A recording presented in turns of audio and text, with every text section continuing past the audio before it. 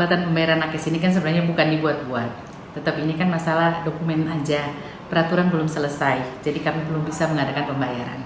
Begitu peraturan sebagai payung hukumnya selesai, maka semua pembayaran bisa dilakukan segera. Kami sih menargetkan secepat mungkin. Tadinya kan kami targetnya itu pertengahan Maret ini sudah selesai. Tapi kenyataannya setelah melakukan harmonisasi peraturan, kemudian juga ada telah peraturan segala macam, ternyata kami membutuhkan waktu lebih lama lagi karena kita berurusan dengan stakeholder lainnya, dengan institusi lain.